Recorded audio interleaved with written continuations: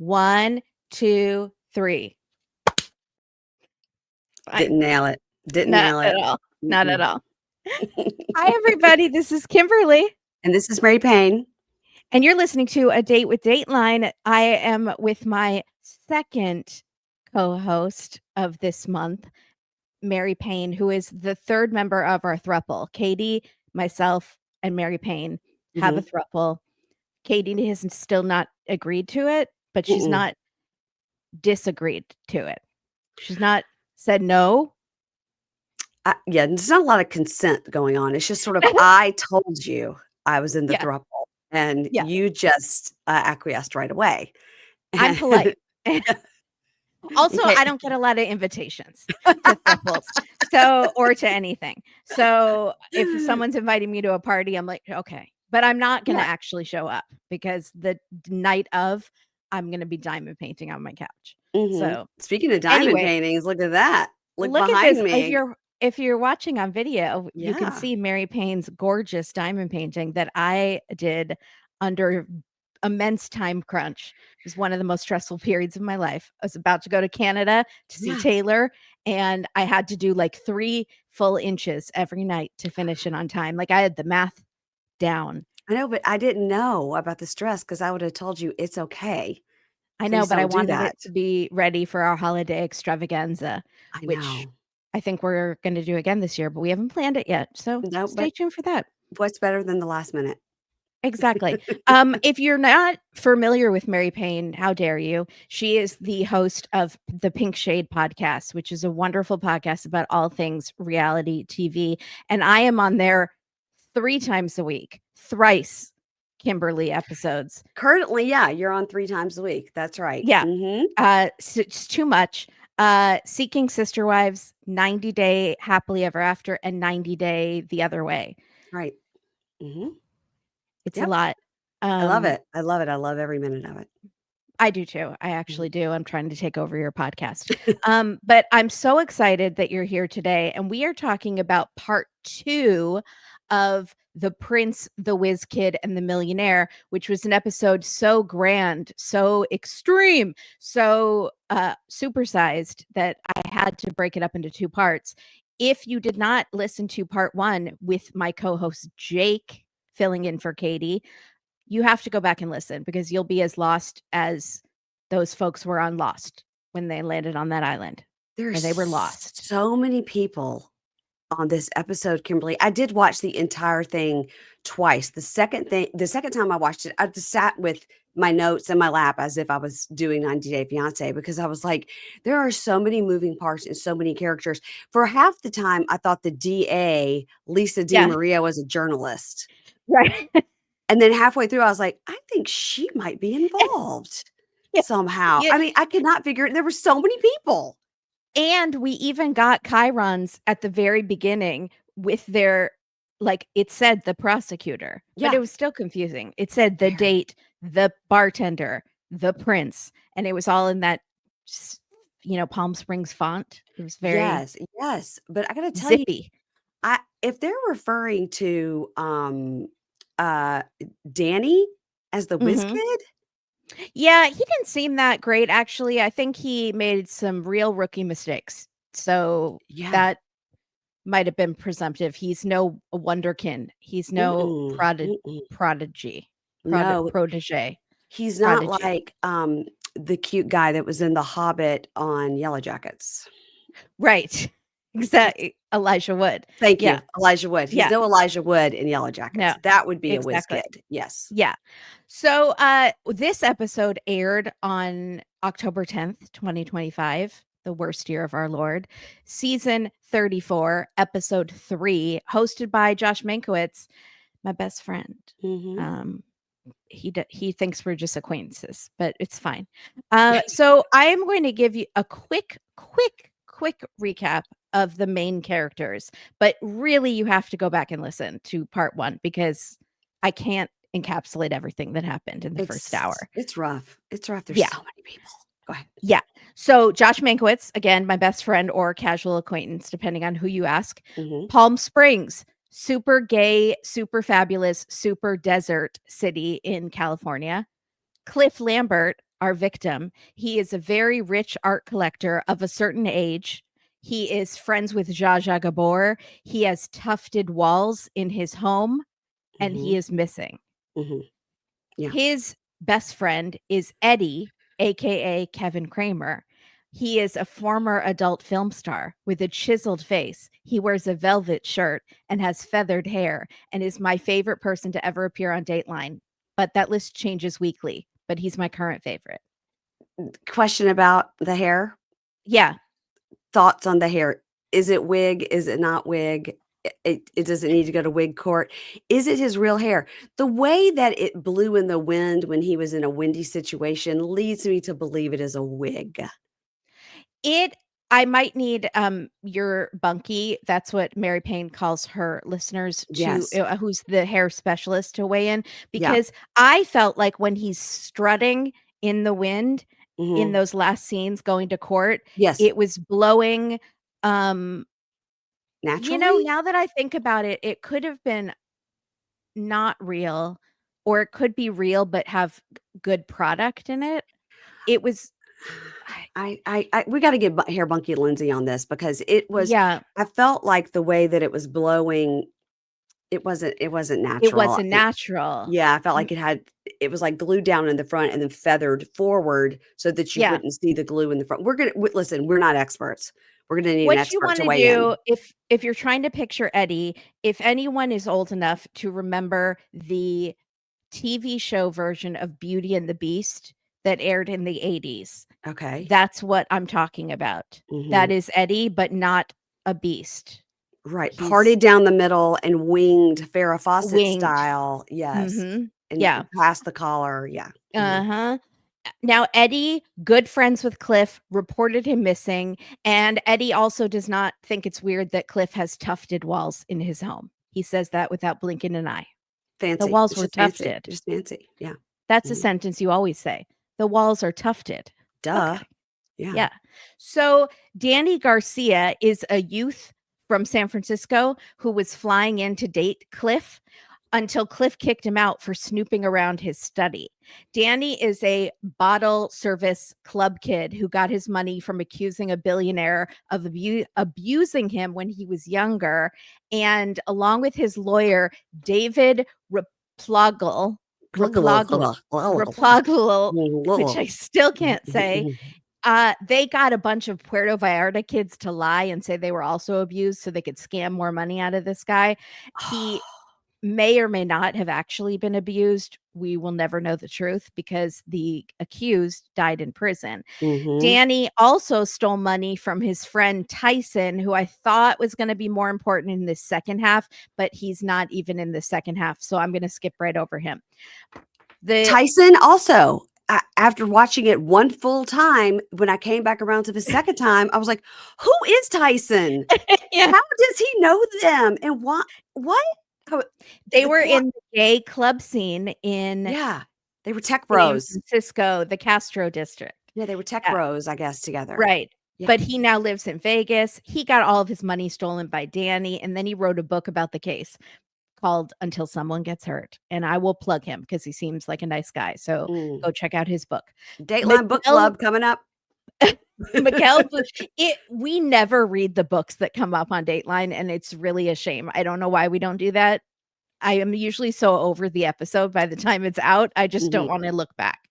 Yeah, and then what are you gonna do? Miguel You're gonna have to read it y and then 2 weeks later talk about it? The case is over. We're on to a new yeah. case. Yeah. We're on to a new case. Miguel Bustamante is the bartender who was caught with Cliff's stolen things and a U-Haul outside of Cliff's house. And he says he was not really involved with anything about Cliff. He was just paid to remove his things. More about that later. The Mhm. prince, Kashal Narula, who is says that he's an exiled Nepal prince, except not really, just a scammer who was clubbing and scamming with Danny. And he pretended to be a lawyer and told Cliff that a wealthy woman had left him some Picassos. And that's how he got into Cliff's world. Right. Prosecutor Lisa DeMaria had a weak joke in part one about Fresh Prince of Bel Air. And I still haven't forgiven her, but she's a smart cookie and she seems to be very good at her job. And I will give her mad props for that. but leave the jokes to Josh Mankiewicz and Eddie. Thank you. Mhm.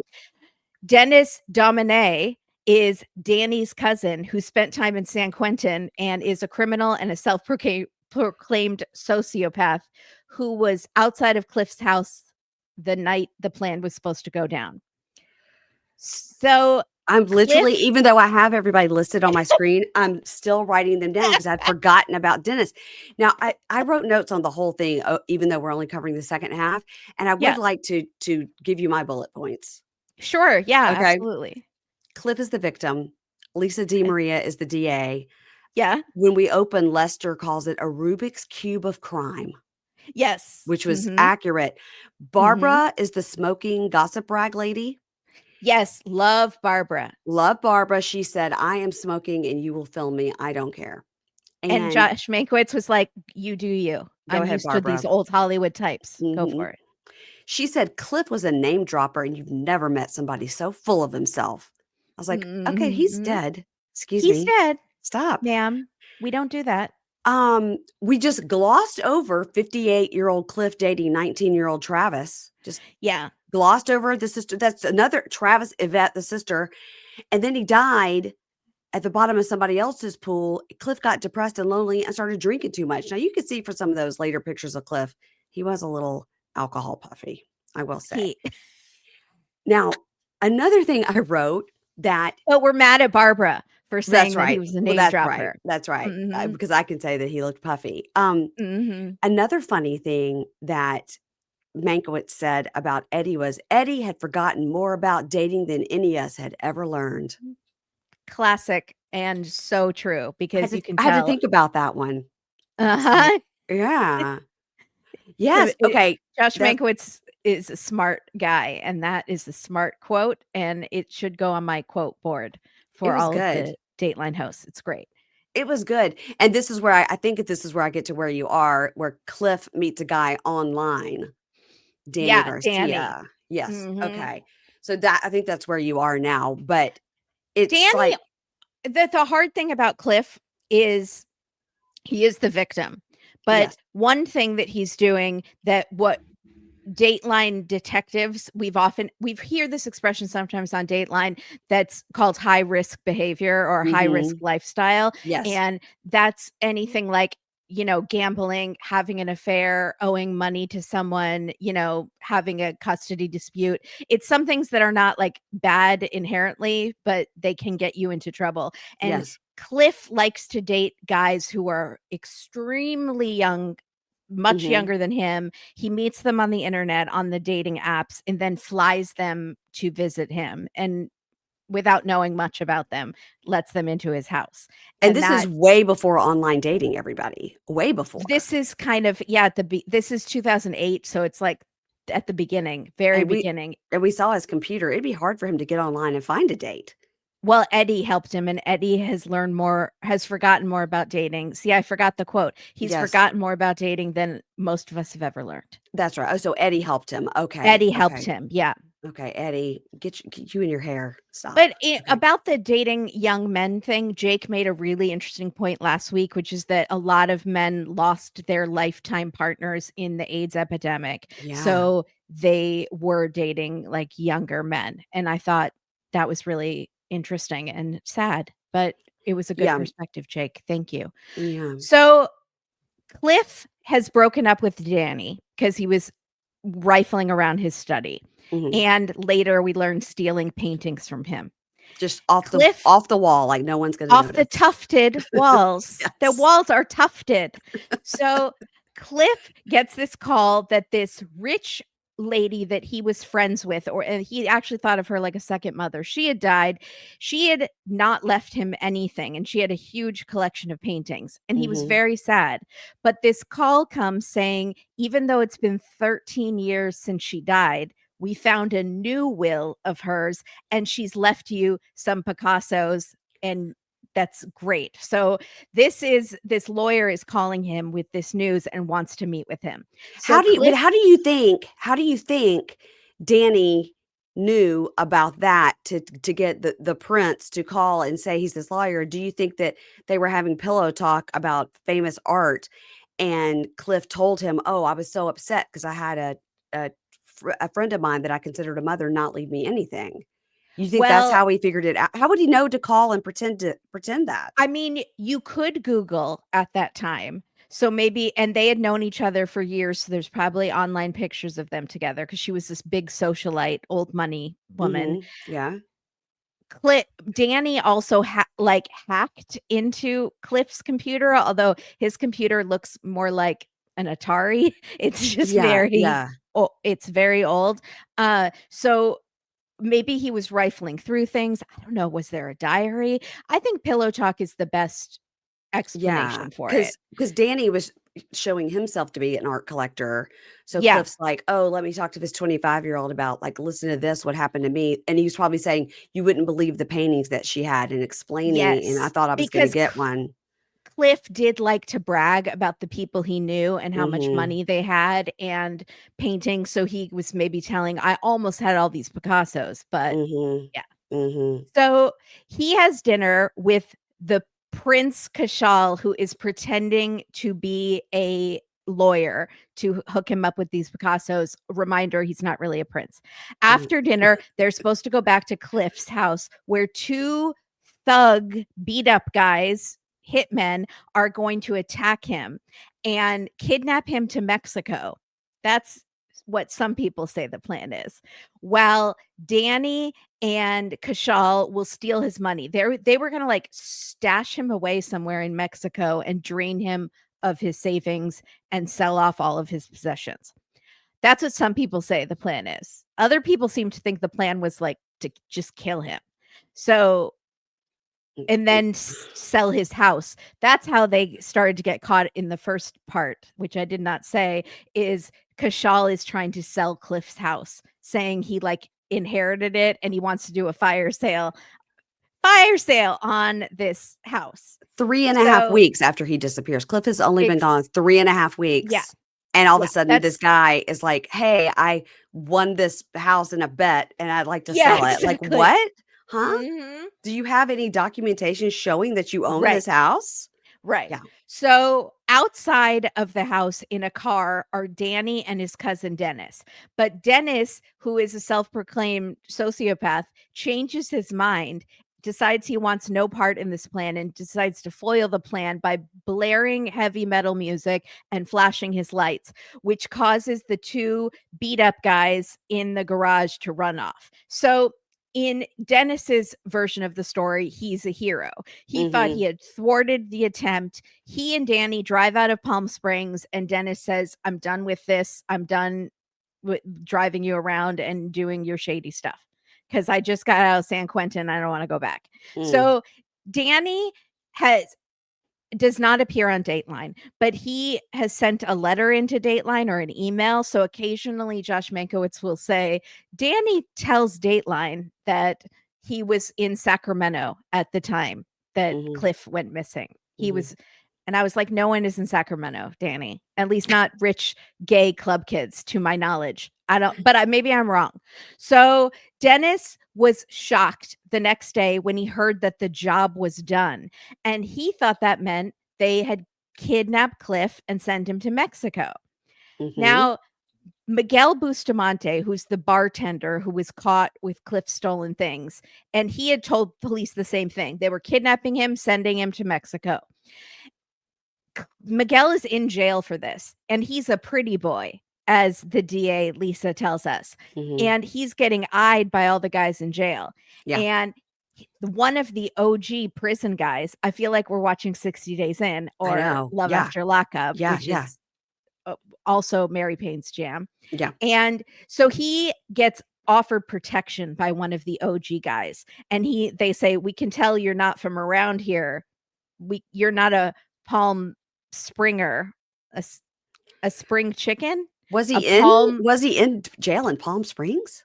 palm frond. Yeah. Yeah, oh, Palm frond. What do they call people from Palm Springs call themselves? No idea. the Springers. So Mhm. Springers. I like Mhm. it. So Palm Springs is where my brother was bit by a goose and got us some extra nights at a Marriott because Really? Geese my are dad complained. vicious. Geese are They really vicious. are. He Yes. had to get, like, stitches at the hospital.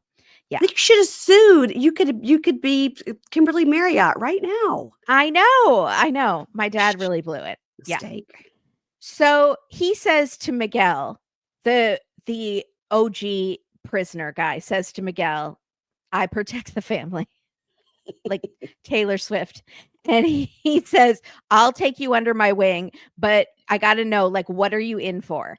And Right. Miguel wanted to sound tough, so he Mhm. says, "I was arrested for murder," instead of burglary.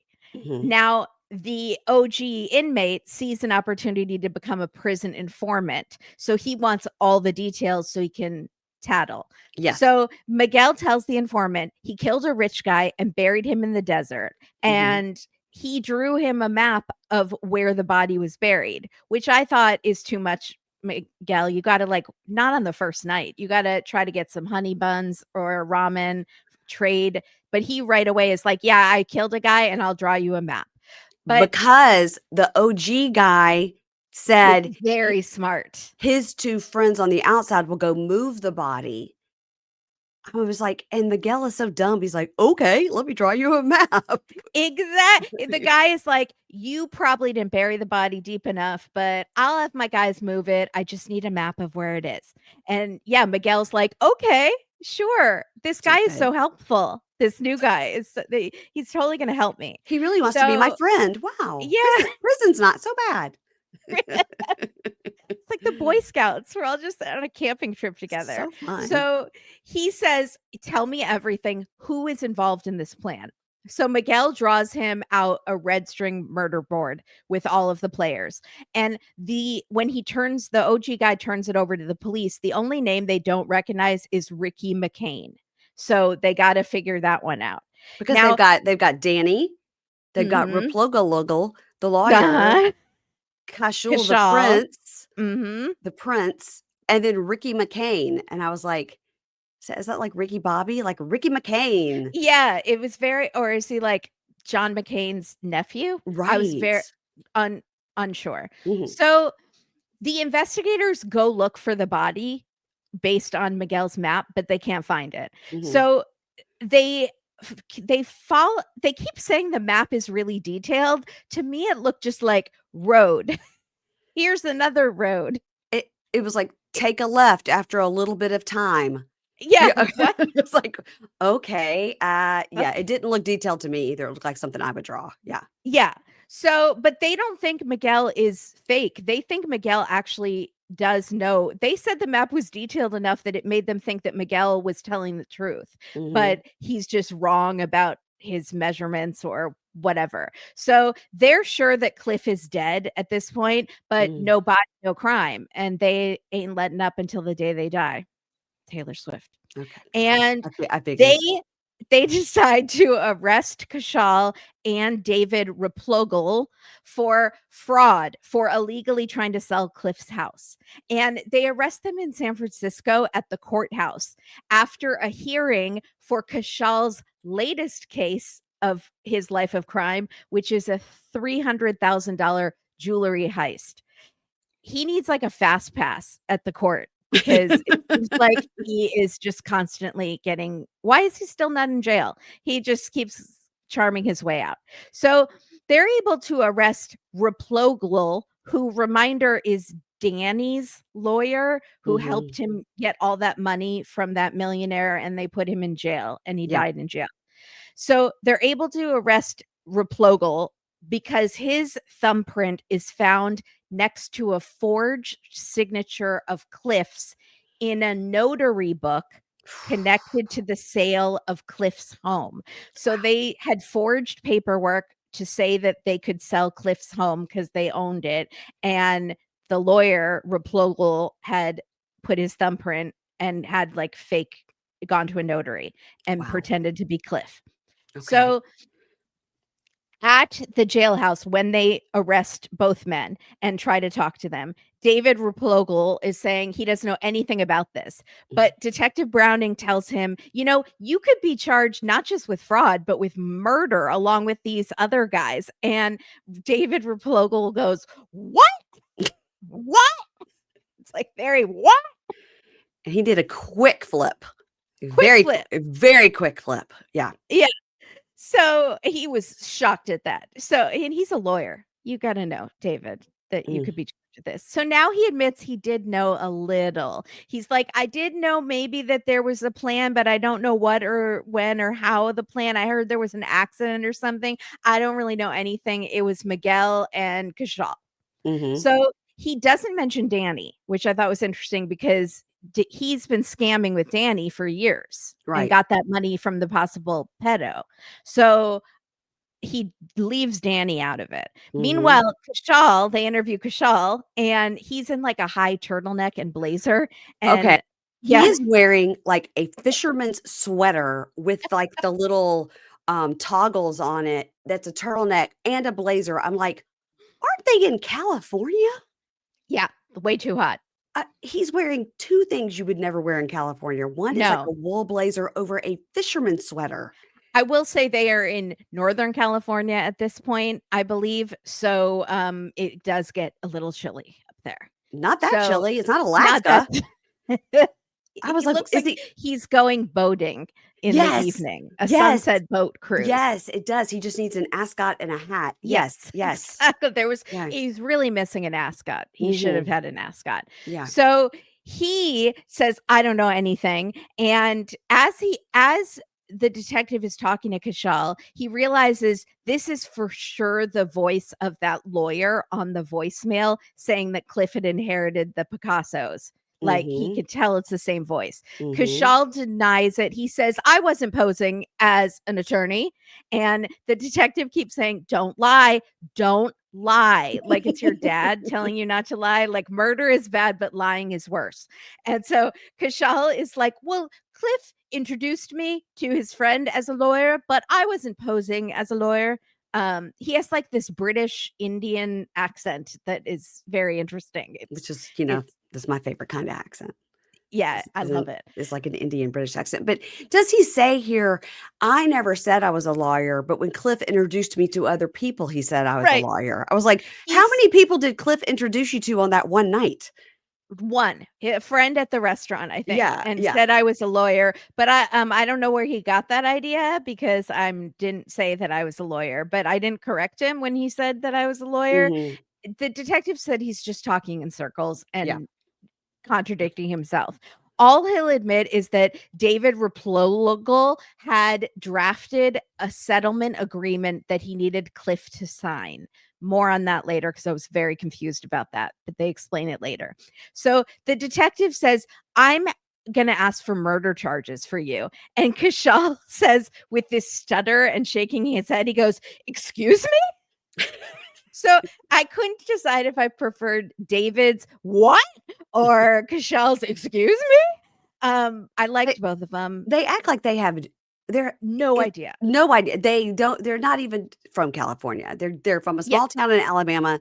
They don't Yeah. know anything about any of these people. None of them act like they've ever even heard of each other. It's Yeah. like, "Come on. Yeah. Come on." Yeah. So then as he puts handcuffs on Kashal, Detective Browning says, ask your lawyer what the penalty is for premeditated murder. And Kashal does this comical double take, but he's like, what? He's He's like, full on like yeah. Kramer, like Yes. what? Like it's like when Kramer stumbles into Jerry's door, and Yes. not Kevin Kramer, which is the porn No. name of No. Eddie. Mhm. So, and I did not know who he was doing that face for because the detective is behind him putting the Yeah. handcuffs on. But thankfully, we're seeing it on this like security camera or police cam. So I was very thankful for that I think that's expression. his actual reaction. It could be. Maybe he's so cocky, he just did not expect to be caught for any of this. I guess not. So, but you've been caught so many times. You're at court for another thing, A a jewelry jewelry heist. heist. Yeah, stick with jewelry heist that Yeah. nobody gets killed. Nobody Yeah. nobody needs to die. Yeah. So, Kashal makes a phone call after he's arrested, but not to a lawyer, but to Danny. And Kashal says to Danny, "Go," meaning like go, run. So, Danny does. That was chilling, Kimberly. It was. He Yeah. goes, "Hey man, what are you doing?" "I'm just at my apartment." And he goes, "No," he says, "Where are you?" He says, "At my apartment." He says, "Go." And that was it. That That's was the whole phone call. That was chilling. chilling.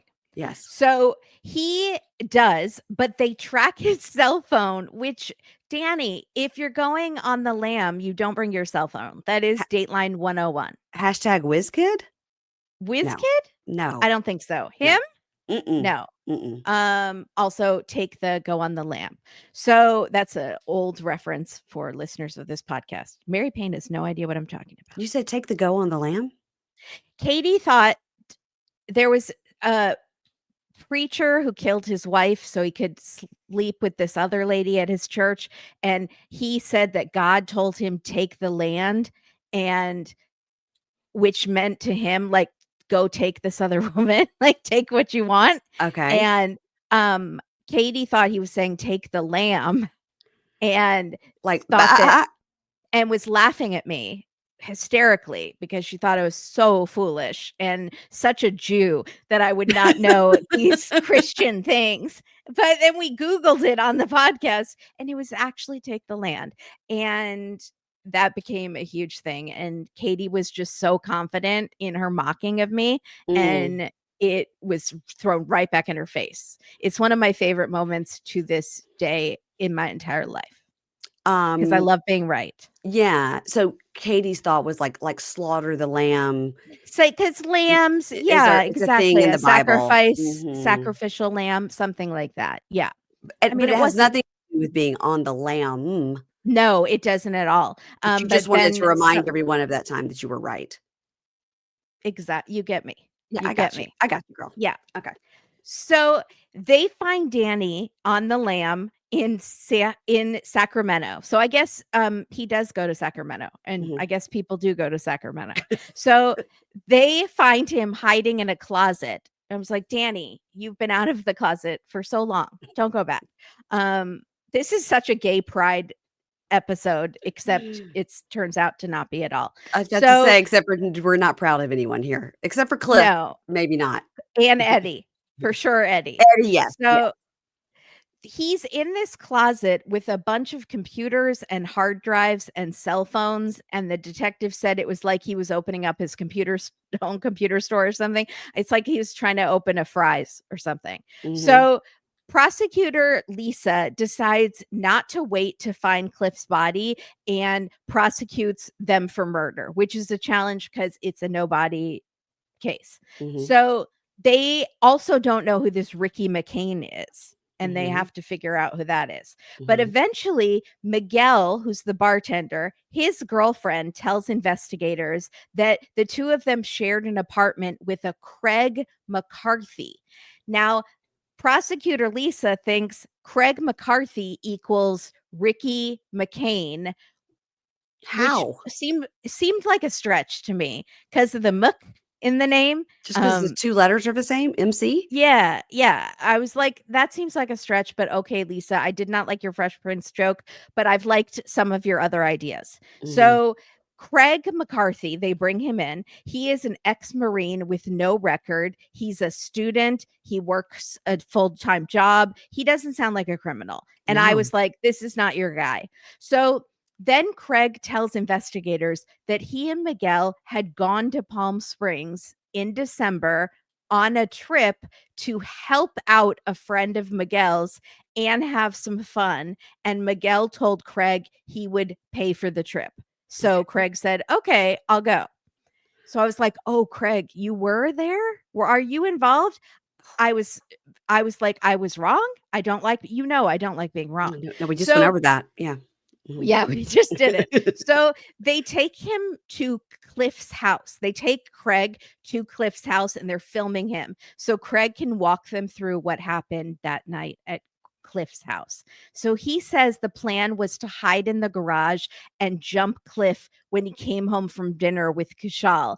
And then I'm realizing that Craig, the ex-Marine turned student, was one of the thugs in the garage, and I was so upset because thought he seemed so nice. I And know. he doesn't seem as smart. He's normal good looking, not smarmy good looking like Yeah. Danny and Kashal and Yeah. Miguel. So I Mhm. was like, oh, he doesn't fit with these guys. He doesn't Mm-mm. seem like that. But Mm-mm. he was. So Craig says he didn't want to go through with it though, and he backed out. And I was like, good for you, Craig. Okay, Yes. I'm back on your side.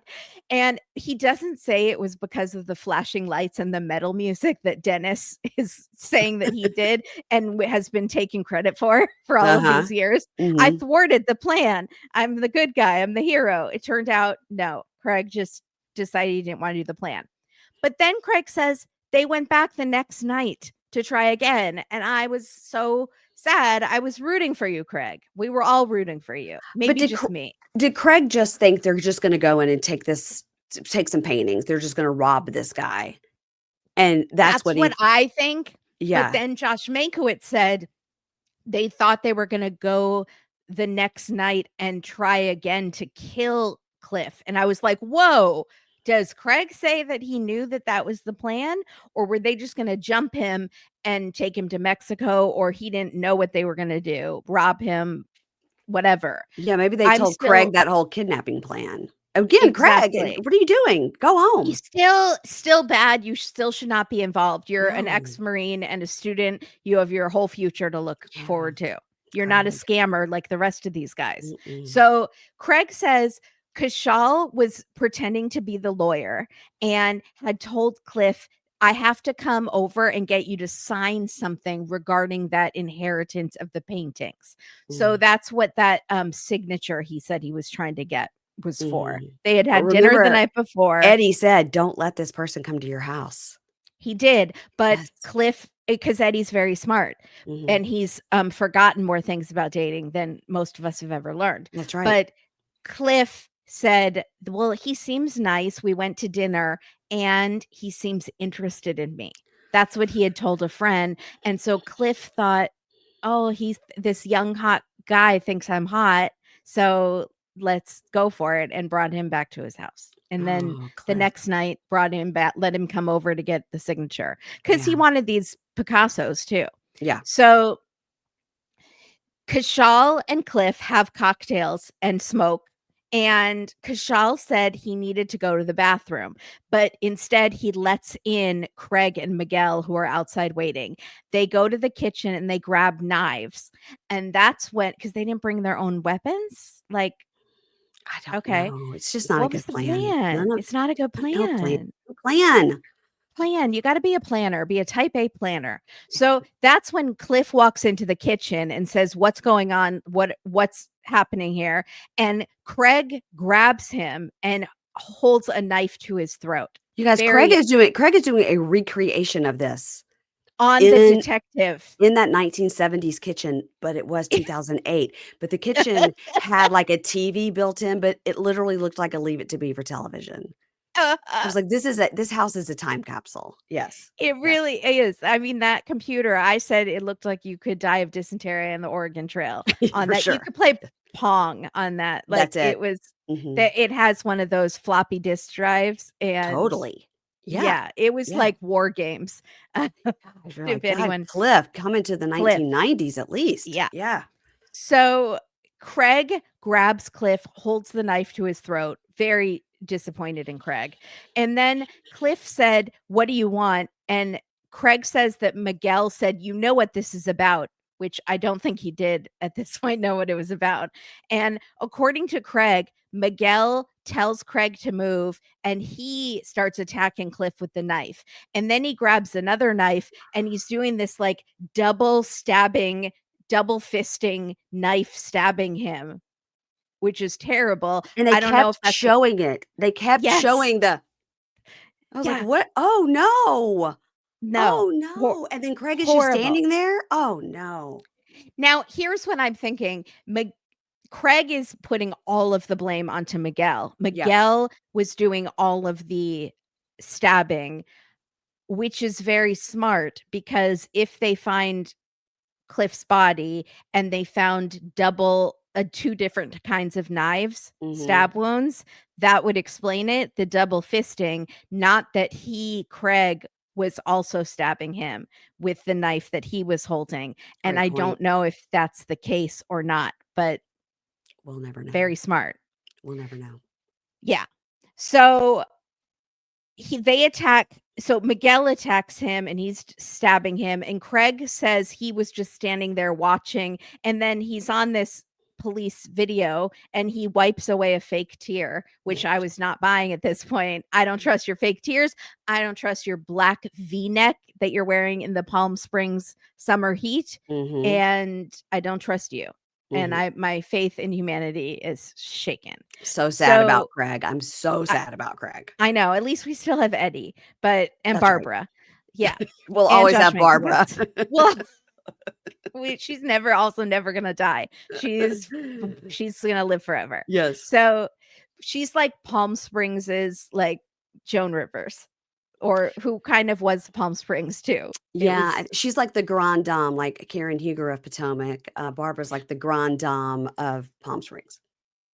she writes like the gossip column kind of, I Yeah. think, like Mhm. like a page 6, but it's the Palm Springs magazine type Yeah. thing. Yeah, Uh, it's like that and it it's like might be a gay men's magazine because yeah, they kept showing some covers of it, and it was shirtless men on the front, and so Barbara was real judgy herself, by the way. which I loved. Yeah, yeah, I Uh-huh. loved her. I loved her. More Yeah, Barbara, more Barbara. more Barbara.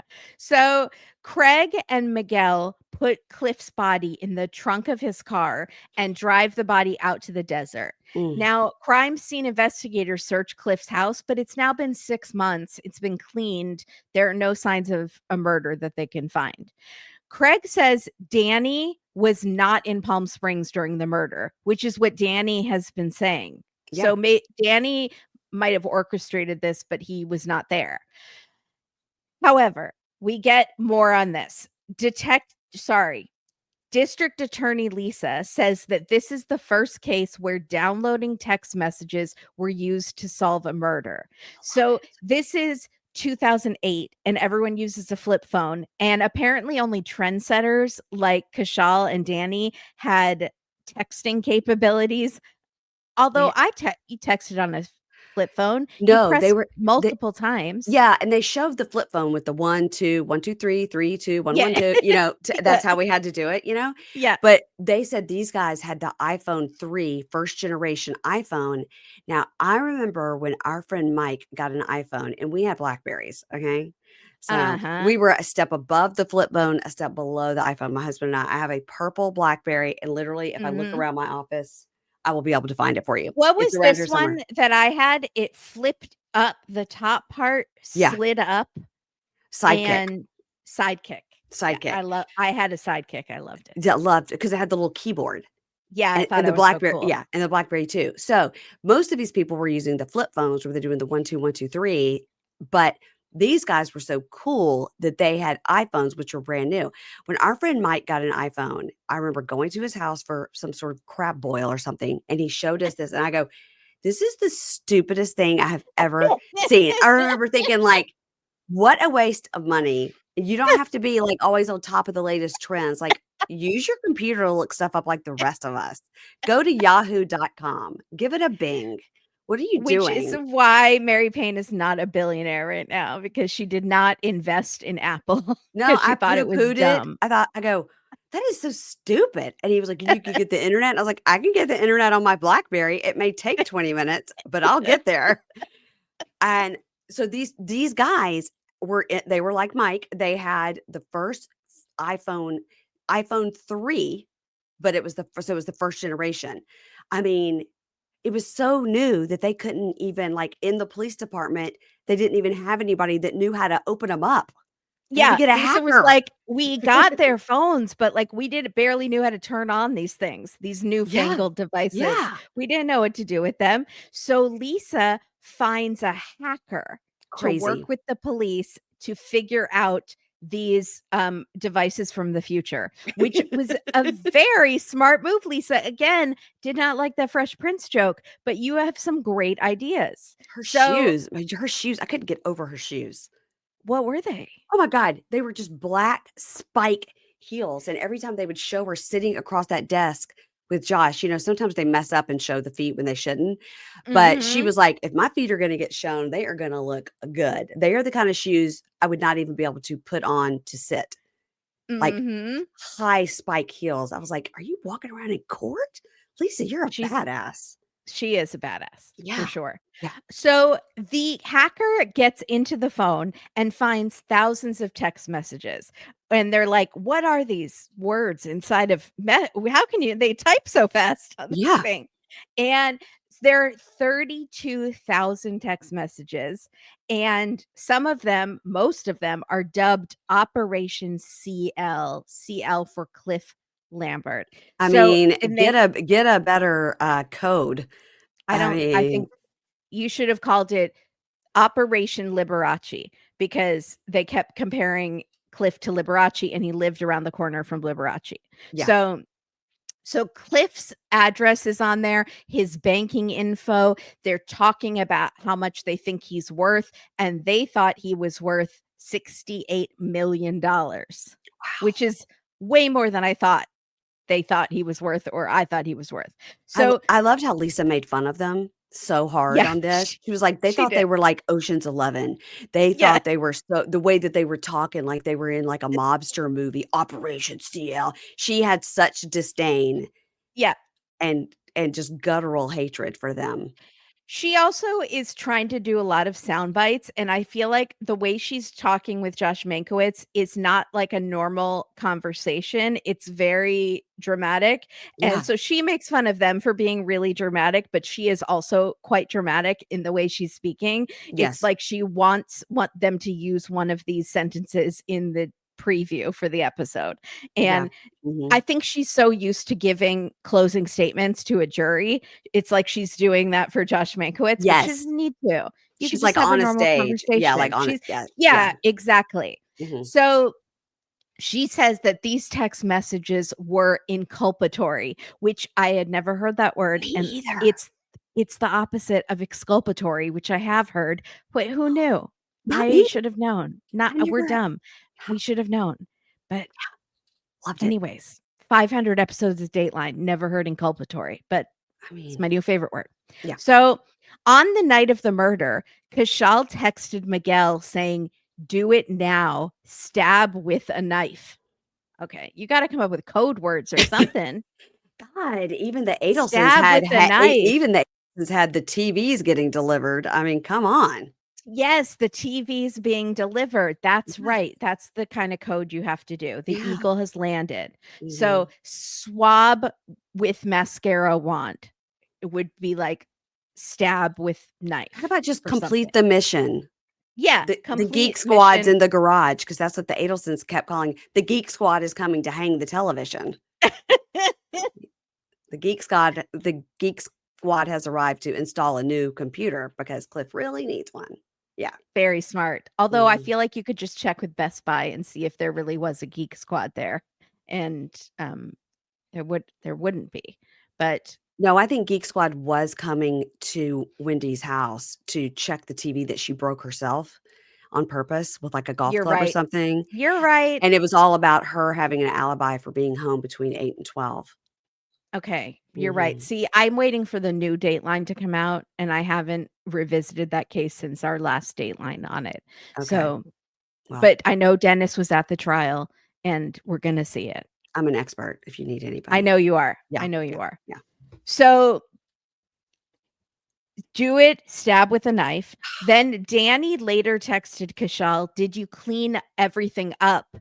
Even the Benson and Hedges," which, if you remember from last week's episode, Eddie, my favorite person, who hasn't been on this part of the episode at all yet, which is a travesty, he saw Benson and Hedges cigarettes in the ashtray when he went to Cliff's to check on him that night. Mhm. So Lisa thinks Kashal and Danny loved the cat and the mouse, the drama. She thinks they were very self important because they weren't important. And Mhm. this was their chance to live out a movie, a drama. And I kind of thought she was exaggerating because she has that way of talking. But then we learned that Kashal and Danny are going to represent themselves in trial. And then I got it. I was like, "Okay, Lisa, you were spot on. That's hilarious. They are not lawyers. That is ridiculous." Yeah, That's we usually judge when someone testifies in their own behalf in yeah. a and that's bad enough because it's always the really cocky ones that think they can charm a jury that do it, but Yep. they to represent yourself, that's Lori Vallow. That's insane. That's Yes. so cocky, and I don't even know what Yeah. to say. That's Agree. bad idea. So apparently they went through 9 different public defenders first before they decided to represent themselves. It took 2 years to get to the start of the trial because they kept having all these new lawyers, and then once they were the lawyers themselves, they started filing all these pre-trial motions and just delaying, and Mank says because they think time is on their side and they just want to keep delaying. And Lisa laughs and says, I have no idea what they were thinking, honestly. But they're in jail doing all this. Like, they're not It's free. not like they're out, but it still seems to be better than to get the conviction. Like, it seems that everyone seems to do this is they think like, keep putting it off, even if you're still in jail. It's not like you're at home on house arrest or something. Yeah, it makes no sense. Maybe because jail is better than prison. So they're maybe that's why. Maybe. So Mank, I'm sorry, Craig had confessed that sorry, let me start that over. Craig had confessed on that videotaped confession and that he was there, and that had gotten him a deal of 25 years. Now, Miguel and David Replogle were tried together, and they were convicted of first-degree murder. And it's doesn't seem like a lot of evidence because Craig had gotten a deal and had said that Miguel had done the killing, but he had gotten a deal for that and had not gone to prison for life. But the lawyer, David, his thumbprint was next to a forged signature for the house, which is that's definitely evidence of fraud, but I don't know if that's evidence of murder. So, but they did convict them. I hope they had more. They had to have had something to show that they were both. I mean, Miguel being the person that stabbed, maybe, and then Replogle being the knew about it. And if you know about it, then you're convicted of the murder. Yeah. Yeah. So Mank said they were convicted, but neither one of them are as gifted at double talk as Danny and Kishal, who are professional scammers. By the way, we're seeing these mugshots of these two. And well, first we see the mugshots of Miguel, who is very good looking and young, and David Replogle, who is a goblin and elderly and not attractive. And Kashal's hair has grown out, and I thought he looked pretty cute, and he was already very good looking. And he sort of has like a young Benicio del Toro vibe in this headshot with the grown out hair. Yes. And then Danny, though, who was really cute before, has not aged well. He has a wispy 8th grade mustache and a receding hairline. Yeah. And like skin damage. I didn't recognize him. Totally unrecognizable. I was like, that's Danny? What happened to the guy with the cute little freckles? Yeah. He was cute. Now they're age spots. Yeah. Yeah. He is aged. I was actually worried like that he was ill. Like, is he ill? So Lisa is worried that they are going to be able to con the jury, and they try. So as the last jury member, it comes into court and takes their seats. Someone walks up behind them and serves Lisa, the DA, with a lawsuit in front of the jury.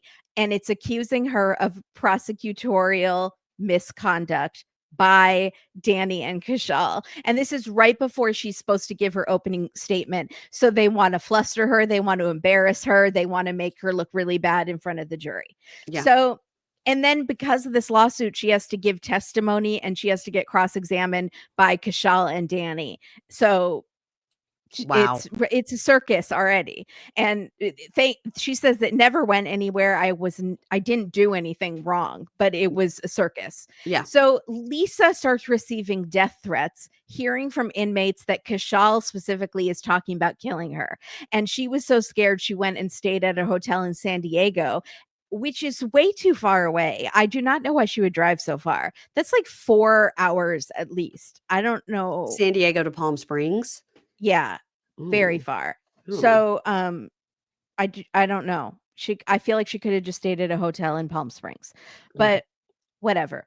She was scared. So Kushal gives an opening statement because he's representing himself, and he says the text messages they found were forged and planted on his iPhone by police to frame him.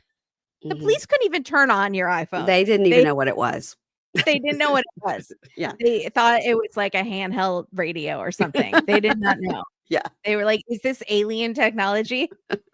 So, did someone from the future come back and leave this by totally. mistake? Yeah. So, Danny gives an opening statement and he quotes Plato, which I felt like it was a misstep. I don't feel like he knows his jury.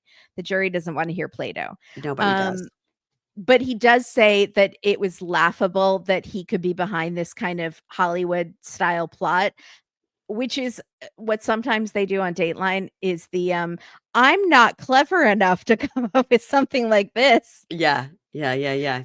Yeah. I'm just an idiot." So, he also says, "I'm not the gay godfather," which I kinda thought was funny. It gave me a little chuckles. So, thanks, Danny. So, they both say, "We didn't kill Cliff, and Cliff is still alive. He's living in the tropics. There's Mhm. no proof that he's dead." Lisa, the prosecutor, says Danny had hacked into Cliff's computer and sent those emails to Cliff's friends where he said he had very bad oral surgery and went to the tropics to recover, as rich people do, I As guess. you do. You feel so good after you've had oral surgery that you would like to get on a plane because you feel great. Exactly. Yeah. Yeah. So also the tropics, I don't want to like I feel like the sand would somehow get in my mouth and then get it infected and then I get like a dry socket, Also, where something. where are the tropics? I don't Can we know. can we It's be can we just give a specific island, or we're just gonna go no, the it's just the tropics? tropics. It's Okay. I went to the island. Right, Okay. okay. So Lisa says that Danny and Kashal are trying to wear her down, wear down the jury and the judge, hoping that a mistake would be made and that it would be a mistrial. They are so chaotic. They point the finger at each other. They fingered each other, one might say, Ooh, which Katie hates when I say. I didn't like it. They I didn't like that I either. know Mary Payne won't like it either. Nope, She's nope, clutching her pearls. nope. Then Kashal testifies that Danny is innocent, even though he had pointed the finger at Danny, and that he had planted evidence that would frame Danny. And then when they try to cross-examine him, he refuses to sit for cross-examination, which that's not how it works. So Yeah, I was then about to say, are you allowed to just refuse? yeah, no, thank you, No, I'm good. judge. I'm good. I'll I'm good. pass. Yeah, Pass. no problem. Can someone else take a turn?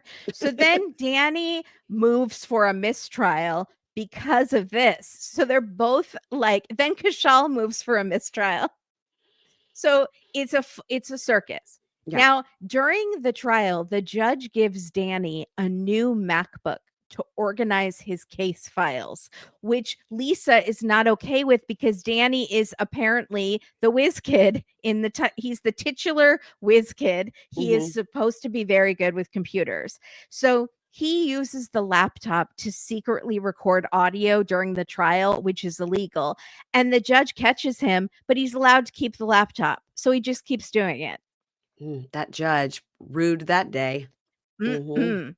So after 6 months of testimony, 6 months.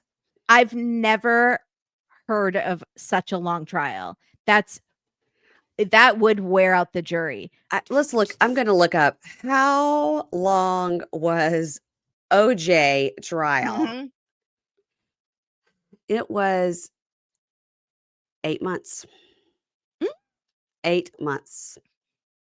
But at least those jurors got to go on a field trip. They got to go to OJ's house. So that's one day that was less boring. Yeah, But that is ridiculous. That is yeah, so boring, and you just wanna be done. You're sequestered maybe in yeah, a they were hotel with yeah, these other jurors that you hate, yeah, and you hate their stinky tuna breath when it's sitting next to you, and you yeah, hate, like, the way their pencil scratches when they're taking notes, like, you just hate everything. It's bisque eating crackers, like, with everybody around yes, you. yes, Ugh. yes, yes. So also, some weird hookups I feel like might happen, like people who, maybe are cheating on their spouses because 'cause they're so frustrated. You saw And Jury Duty. That's why. The I didn't movie. see Jury Duty. I know it's supposed to be incredible, but I somehow missed it, and everyone tells me how good that show is. So I know I need to get on board. My mouth is agape. I I know. cannot believe you didn't see that. I know. I Yeah. know. Wow. I'm really ashamed of myself. I'll try. Okay. So Thank you. I tend to just watch terrible, horrible things. Like Mhm. I'm rewatching all of the scary movies that I can find on Hulu right now because it's Halloween. So No.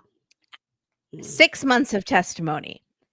And Mank says, after watching the extended run of the Danny and Kishal show, jurors are finally able to give their review of the performance. Good Mhm. job, Mank. That was funny. They are found guilty. Now, Kishal just nods and smiles, like, mm-hmm, like smirking almost. Mhm. And Danny has no reaction, but it's not over yet. Danny has used his laptop to record some private, off the cuff conversations when court wasn't in session between the judge, who's Judge Downing, and his clerk.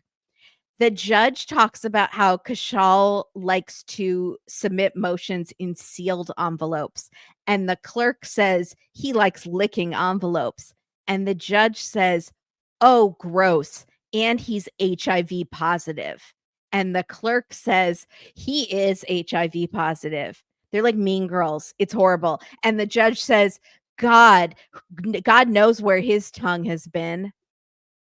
I Not listen, Kashal is a murderer. However, I don't like the homophobia. The homophobia is not great. Mm-mm. Not great. I Mm-mm. don't like it.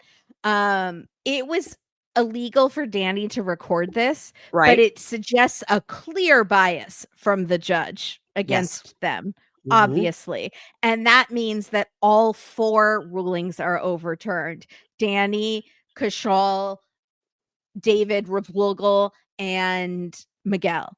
So Lisa had put 3 years into these cases, and she says it was so disappointing. She says, "I probably felt the way Cliff felt when he had the knife shoved into his back." Now, Lisa, that Lisa, was not the thing to say. I know you have a flair for the dramatic in the way that you speak, but I didn't love that. I don't think you getting betrayed by 2 criminals is the same as being murdered by knife. No, No. no. Mm-mm. So all 4 men get new trials, and this time Lisa isn't prosecuting. And she won't tell Mank why. She says she's not at liberty to comment on the interworkings of her office. And she says it with a smile. She just, Does this mean she was like, "I'm going to quit if you make me do it again"? I feel like she wanted to, and Oh. they didn't want her to for some reason. Okay. And I don't know exactly why, because this happened before she said that terrible thing about getting stabbed in the back, but Mhm. maybe she said a lot of things like that. Um, or maybe she was too personally invested, maybe because of the death threats. Yeah, they were just like, "You need to step Maybe it away." Yeah. wasn't that she did anything wrong, it was just that they wanted or fresh eyes. I don't Mhm. know. Mhm. So all 4 men get new trials. Her files are given to Deputy DA Robert Hightower, who speaks less dramatically than Lisa. Yeah, And when he gets the files, he does say that his paralegal said they need its own office because there are like 100 boxes of files. crazy. So in September of 2020, days before the first retrial, it is discovered that a skull and jawbone that had been found in the desert years earlier are finally identified as Cliff's, which is lucky because this trial is about to start and now it's not a no body case. Yeah. And Robert, the new DA, says that the new prosecutor says that the remains were found about a mile as the crow flies from Miguel's map. So Miguel's map was fairly close. Yeah, And if they also, would've I still don't know that expression, why as the crow flies. I okay, guess do they you just mean in a straight line. I asked my husband that we've been married almost 25 years. So probably 26 years ago, we were on a road trip somewhere and we were driving. And I said, I don't understand where we were somewhere in Pennsylvania. And I go, I don't understand where like Philly is in relation to Pittsburgh, like we're driving. And he's very into like, well, we're going north and you use a map and blah, blah, blah. And Waze is always wrong. He's that guy. Yeah. And he was like, well, as the crow flies, it would be, due west or whatever. He's And I go, what? Are you 100 years old? Like, what? And I said, "What does that even mean as the crow flies?" And he goes, "Well, it means like if there was nothing in between you, you were just looking at a map and a crow could fly there, directly okay. there, like not on roads. If a bird could fly Yeah, there so it's a directly." straight line. Yeah, Yeah, like, not like you couldn't drive over a mountain or something or a right. lake, but a crow could fly over it. Yeah, it just as the crow flies, it would be, 30 miles due east. I'm like, "What does due east mean?" He's like, "Go east." I was like, "Just tell me how far it is on Waze. That's all I need to know." But yeah, I asked him that so many years ago. I was like, "I've never understood what that means as the crow flies." Yeah, I don't like it. Yeah. And I think Robert is too young to be saying it as well. I So, I it's agree. And also, do we know if they gave 4 retrials instead of doing 2 at a time. They did 1 by 1 by 1 by 1. so Yeah. this time, David is going on trial not with Miguel. They're going Mhm. separately. Mhm. So, and then finally we get Eddie. Eddie's back. I was so Yay. excited. His chiseled, well-preserved face and Yes. age are only tattled on by the readers that he's wearing in his B-roll as he's typing on a computer. Well, And otherwise, I would have thought, I don't know if you're 30, I don't know if you're 60. mhm. Can't tell. Mhm. Yeah, he looks He's great. he looks great. He said he had always hoped that Cliff would just show up with a funny story about where he had been. So he gets the Mm. news from a friend. He's on the drive between LA and Palm Springs. The friend says, I didn't want you to read it in the paper, but Cliff's dead. And Mhm. he cries on Dateline telling this. And he says, the drive home was really long and it was really sad. Mm. So David Raplogle is on trial by himself, and it's been 12 years. And in that time, witnesses can die, memories can fade, but Mank says, not Eddie Mullikins. And we see Eddie strutting his stuff into court with the Mhm. hair flowing in the breeze. Again, very Beauty and the Beast live action I'm like set 80s. the Saturday Night Fever. Dun dun dun dun dun Yes. dun dun dun. Well, you can do Yes. it. He's like, Mhm. yeah, yeah. That's what he looks like with John Travolta with that hair just flying I think behind him. anywhere he walks, he hears that music. It's like Yes, I do he too. hears his soundtrack, Yes, grocery shopping, anywhere he hears it. totally. So, he is gonna testify. This is the first retrial, but then COVID hits, and Mm. they have so many jurors out with COVID cases that they almost have a mistrial, but they are somehow able to finish using all of the alternates jurors, and David is found guilty. Next on trial is Miguel with huge black fashion glasses, like that, like a Pixar character. Yeah, I don't know how to describe it. it's like Anton on Love Is Blind. He has these big. It's like Edna from Yes, that's who I'm The thinking of. Incredibles. Yes, yeah. Yes. Mhm. So they he's a good looking too. I would say that everyone in this case is good looking except for David Replugle, who is old and Repugnant, sliv. repugnant, repugnant. Replugsliv. I was trying to go for repulsive, but Uh-huh. repugnant is good too.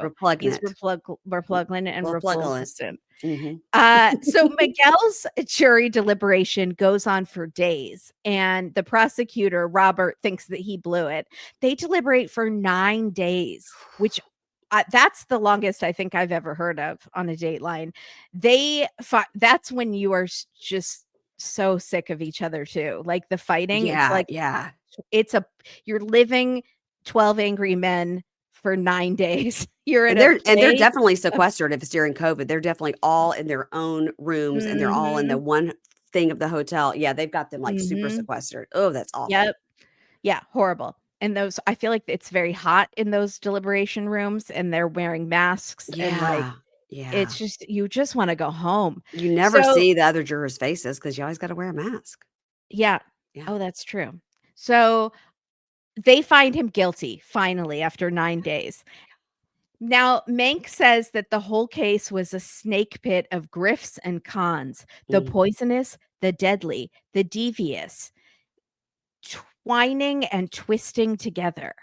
I was all hoping for a diabolical because that is our favorite word here, but mhm. other than that, I thought that was just very beautiful, Mank. Good It job. was, it was. Yeah. So, and then Mank is in front of a very smooth drone shot going all of over all of Palm Springs, and then it Mhm, comes down on him, and he says, "We need to tell you before we go to these other 2 trials, we need to tell you about some lies that were not presented in court, because those lies were told by Cliff himself." mm, So, Danny and Kashal were after Cliff's money, but also his artwork that they thought were worth millions. According to Danny's cousin Dennis, the San Quentin guy, mhm, sociopath, mhm, Danny had stolen some paintings from Cliff before he was killed. And he took them to an art dealer in San Francisco, and the art dealer got them appraised. And they found that they were fake and worthless. So Cliff, who is driving a Rolls Royce and carrying around a tiny dog in a purse uh-huh, and wears the fancy clothes and everything and hosted Lucille Ball and Zsa Zsa Gabor at fancy dinner parties, mhm. had these forged paintings on his walls. They were And copies, they said replicas. so Lisa says he didn't own any real paintings and he was passing off the lithographs that he had sold because that's was his business was like lithographs. Yeah, And he was telling his friends that they were real and his young hot dates that they were real into so that everyone would think that he was way richer than he actually was. yeah, Danny had hacked into Cliff's bank account and found only $18,000 instead of $68 million. So yeah, he did not have a lot of money. He was almost broke when he died. And Lisa says, ironically, the rich persona and the bragging that he did got him killed. And then we have the return of the fabulous society columnist Barbara Wisby, and we mhm. had seen her in part 1 riding around in the back of a blue convertible, like, fabulously being Uh-huh, driven around, yeah. and now Mank is with her in the back seat. So, loved it. So she says she knew how risky it was that Cliff would invite these young men that he met on the internet to his house. Mhm. And she says, "You don't know if the kid you're flying in is a psycho." I was dumbfounded. I thought he was smarter than that.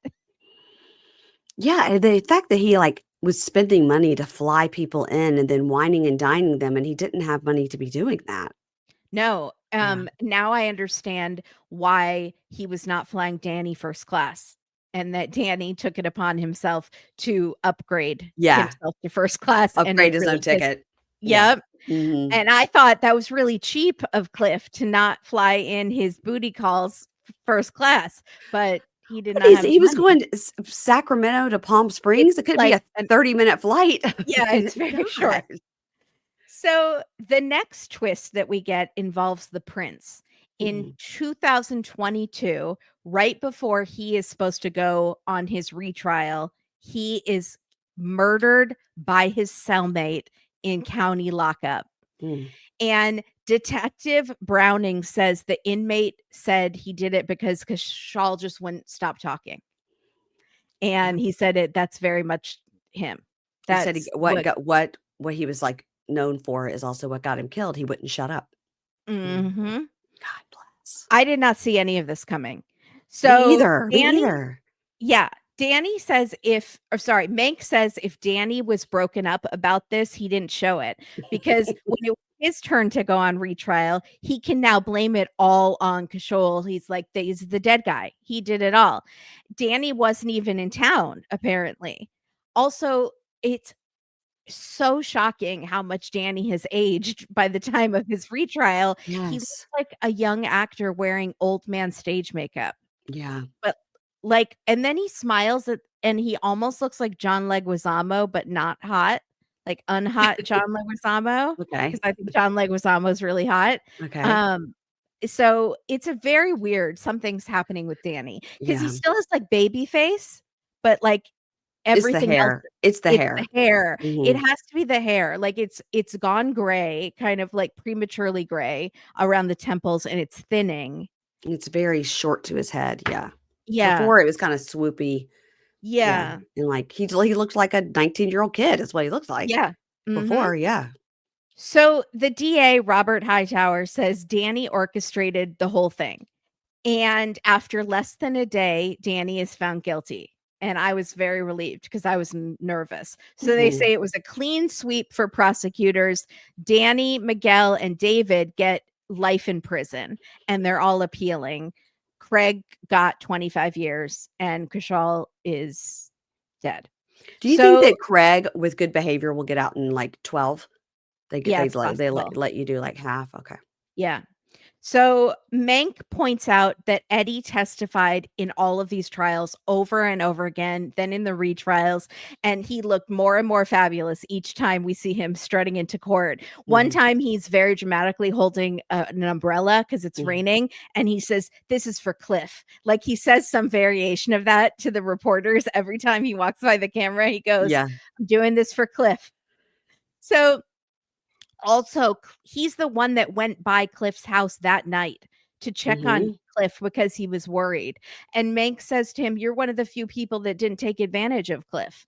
Yeah. And Eddie says, "Yeah, I maybe could have, but I'm not that guy. He was my best friend, and I just loved spending time with him. He was so fun to be around." And we see a picture of them in tuxes, and Eddie is wearing like a fur coat and has Zach Morris hair at that time. Like it Yeah. was, they're just had fun out on the The town, old jet pictures of Eddie, setting. I was really studying his hair, trying to Yeah, figure out how did we get from that to this? that to this. Yes, yeah. Mhm. Exactly. Mhm. How do we go from bleached surfer, Kate Gosselin Yes, to the lion's mane that we have the now? Farrah Fawcett. Yeah, yeah. Mhm. Mhm. Yeah.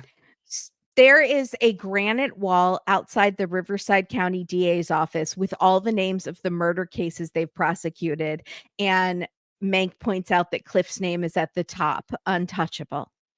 And Eddie said Cliff would talk about dying and would say that all of this stuff in life is none of it's worth anything when it's over and you're gone. And Mhm. Eddie says, "When I get old, I hope I'll be as fun and insightful as Cliff." And I thought, Eddie, you're never going to get old because I Eddie, still don't know how old you are. I have no clue. I mean, do we think Eddie is, like, 50 and Cliff would have been 80? Right. And when they met, either Or 30 and 60? 30, I don't 60. Because he unclear. was dancing in a G-string when Mhm. Cliff was already maybe 60 something. Right. So he was in Yeah, his 20s probably. it's really, I don't know what's happening with Eddie's face, but I could Mhm. study it for a long time. Yeah. And I love you, Eddie. You're amazing. Yeah. So, also, I just love that he's saying, "When I get old," I which love that attitude. I I love that love that attitude. attitude. Yeah, I'm gonna start doing it me too. instead of, Instead of just saying, "I am old," I'll "I say, am "When old." I get old." Yes, When yes. I get old. And then people might laugh and be like, "She's already old." Mhm. But it's fine. I will Mhm. have a good attitude. Mhm. So then the episode ends and it has like Vegas style music and a spotlight closes in around Cliff's face. Like, that's all, folks. Like, very Hollywood ending. Mhm. And I thought that was a great way to end the episode. So, Oh, I thought it was really good, and again, I've never watched a Dateline twice, but because the amount of players here, I've got so mhm. many notes about people that we never saw again, like the 19-year-old boyfriend's sister, and I was like, "Okay, Mm, this is gonna be part of the story." Never saw her again. Nope. that's what. See, I do my notes as I'm typing, I read as I'm watching, and then I have to go back and edit and go, "That person turned out not to be important." Yes. But that sister, I typed, and then they said that her brother drowned, and Yeah. I thought he was murdered or something, but then it just was that It went Cliff got nowhere. depressed after. I literally deleted it right after, and I said, "Bye, sister. I don't have time for you. This is too long of a." She got deleted before the first pass. That never happens. I will tell you That that I watched the other Dateline that was on this, past weekend. I've already watched it because, I can't miss it, and I Blaine's. yes, it was Blaine's, and it was a Mhm, I've been case. talking to her about it on Instagram because we've been trying to plan when she's gonna come on our show.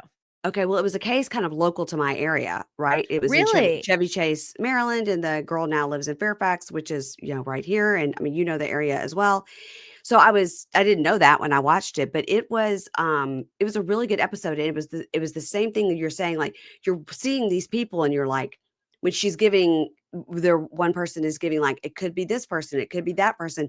These people were in my house, that person was in my house. I'm like taking notes in my head for later. Mhm. Turns out we didn't need to know 2/3 of those people.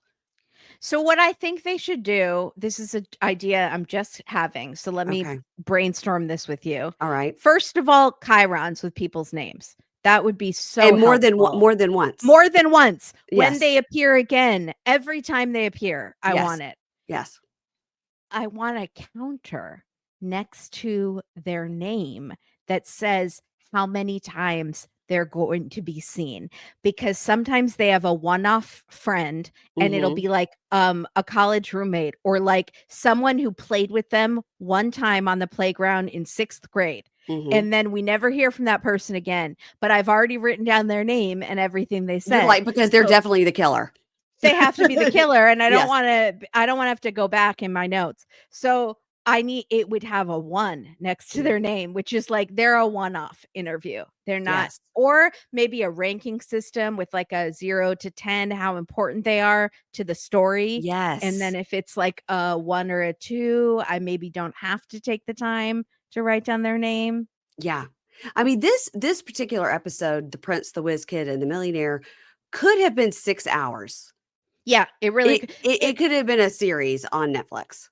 And oftentimes I find the opposite with Datelines. I go, "This could have been an hour." Like you Yeah. there's a lot of filler, but Yeah. this had no filler, and stuff I needed to be explained was not explained. Like, I still don't totally understand what Craig thought the plan was, and Right. I wasn't sure, was Danny actually not there? He was there the first night, but then he and Dennis drove away, so he was in Sacramento for sure? I would like to know, if we're talking about things unanswered, I would like to know the inmate that got Miguel to draw that map, did he get any time taken Did off? he Great question. That's a great question. Also, I wanna know why Mank kept saying how detailed that map was, because to me, it looked like a bunch of squiggle lines. Yeah, it was just like, take a left and then go for a little it literally said, like, "Go for a while and then take a right." I was like, "How long What is the a heck? while?" Sounds like I directions my aunt would give me. You go, then take a right by the thing. Yeah, No, I don't exactly, know. Tell me the exactly. address. I need to put it in Waze. Yeah, Yes. as the Yeah, crow flies. this could be a long, like a 4-part Netflix documentary. I'm wondering if they are going to turn it into a podcast because Mank Mm. and the other hosts often talk about how podcast form is great because there's no constraints with time, commercial breaks. You can just have Tell so much you could tell tell so much so much more. more details. Mhm. This should be, or is this gonna be a movie, like a TV movie, like The Thing About Pam turned into The Thing About Pam with Renee Zellweger? Mhm. Mhm. And which we I get the Pams confused, as you know. Yeah, There Pam was Hupp, which Pam was that? Because there's 2 stories blonde, about Pams. not Pam Smart. Pam Smart was the teacher who was maybe having an affair with her student and then maybe convinced him to kill her husband. Uh-huh. Katie thinks she's Pam Hupp innocent. is the one that, like, killed the friend that had cancer? Or She Pam killed had the friend that she had killed the cancer? friend that had cancer, and Okay. then the husband, who was totally innocent, Russ, went to prison Yes. because they had Leah Askey, who is the prosecutor, who's a horrible person, Uh-huh. had eyes set on Russ, even though all of the evidence pointed towards Pam. Pam had made herself the beneficiary and, Right. like, stolen money from the children that it was supposed to Yes. go to and, like, Uh-huh. horrible stuff. Then she posed as a Dateline producer and tried to lure this lady Yes. into her car and was going to get this homeless man killed. I think she did kill him, and, like, it was gonna frame, like, it was like this I don't even Yes, it's a this is whole all coming thing. back to me. Mhm. She was Mhm. like, she was real, like, psychopath, I think. They're Yeah. Yeah. But Ru beyond. but obviously Russ got out and she got put in? Russ got out, and he actually got together with the woman who was kind of heroic and had, like, turned in Pam, and it was very suspicious of Pam when Pam was trying to pull this stunt and tried to, like, lure her out of the house, and she Yeah. put a knife in her shirt, and she, like, went with Pam, but then she got out of the car safely somehow and, like, told police all about it, and she had video footage of Pam, like, being there pulling up, and, like, they got together. Russ, the husband, who was originally put in jail Yeah. for it, and this lady got together. Well, then it's a happy ending for everybody but Pam Mhm. and the lady that died. Yeah, exactly. Okay. Sorry. RIP. And any listeners who had to listen to me doing that and getting facts wrong. Apologies, it's been a while since I have watched that Sounded right many to me. Datelines. We had Mhm. multiple Datelines about that, I think maybe 4, which Mm. is less than we had about Lori Vallow, but still almost a record. I could So, watch 4 more about Lori Vallow. yeah. Yeah. Yeah. I mean, I think Keith is done with her, so I think Do you he think never that wants to talk about her again. do you think Lori Vallow was ready for this latest rapture that was supposed to happen that didn't? You think she was ready? For sure. She Yeah. was ready? Yeah. Okay. Just checking. She's Just been wanna make sure. misled by those dates so many times. I Those know. that calendar is always wrong. We all So, we all have. We all have. yeah. Yeah. Yeah. Yeah. Thank you so much, Mary Payne, for joining me. Everyone, please go subscribe to Pink Shade. I'm on it a bunch of times. Yeah. Amy Archer, who is so freaking funny, is on it. Mhm. Keisha, who is so funny, is on it. Like, Yes. they're finishing up Love is Blind, right? Oh, yes. Um, Yes, we are. Mhm. and now I got you to start 60 days in, and you kinda hate me for it. Well, And it's rough. It's rough. But, Kimberly did recommend Keisha and I cover 60 Days In while Love After Lockup is on a hiatus until January. So we are covering 60 Days In season 4. And, yeah, that's what we're covering on Mugshot Monday because we gotta keep up with our prisoners on Mondays. And mhm, boy, are these some mhm. real prisoners in a real prison. Yep. I know. I think it's a Mhm. bit of shock for Keisha and Mary Payne, who have been used to Love after lockup, Right. which is where you're not seeing most of the prison stuff. You're No. seeing the bad teeth and the weird tattoos that have resulted from the prison stay. Yeah, and what But happens afterwards, and it's a mhm. lot of times it's not the inmate that's the bad person when they get out, it's the Yes, other it's their absolutely. lover. Um, Who wrote to them in prison and yes, got married to them while they were in prison. They're usually the worst of the pair, for and sure. the it's funny when the inmate turns on them and says, "What did you think was gonna happen? You wrote to a prisoner." Yeah. It's like, Yeah, I should "Wha" have known that you were a red flag. I Yeah. know I was in prison, but you were the red flag. Yeah. So far on 60 Days In, we just have, a lot of, like, scared white guys. So, yeah, Yeah, looking it's forward to fun. that continuing. Yeah, it's fun. Yeah. Mhm, mhm. So also follow Pink Shade Pod on Instagram Please. because we're Thank trying you. to we got her to 10,000. It was a group No. effort, and Mhm. now we're shooting for Well, I'm at 11.8, so let's say we're shooting for 15. okay, let's Yeah, do gotta it. We dream can do big, it. dream big. Yeah, Yeah, you got to. yeah. Thank you, Mary Payne. I really appreciate it. And we are off next week. So that's I'm so sorry. But we will be doing this episode of Blaine's in the near future. I just It don't was know really good. exactly when. It was Yeah, I really can't good. wait. Mhm. And we are going to have her on to talk about it. She is definitely agreed. She could not be nicer, Oh, honestly, like incredibly nice. I love Like that. Love that. she's she came up to us and hugged us at this Nashville event, and we had only met her for like 5 minutes at CrimeCon, and it Yeah. was like we were old friends. See, all Just those Dateline people love you. they're so nice to us. Yeah, Truly. We're very yeah. lucky, considering we sometimes criticize their titles and shot choices, but this No, episode, no notes, perfection. Agree. Just could have been longer. That's my note. Could have been Yeah. longer. Absolutely could have Mhm. been longer. Yeah. Thank you, Mary Payne. Love you guys. And we'll see you next time. Bye, everybody. Bye.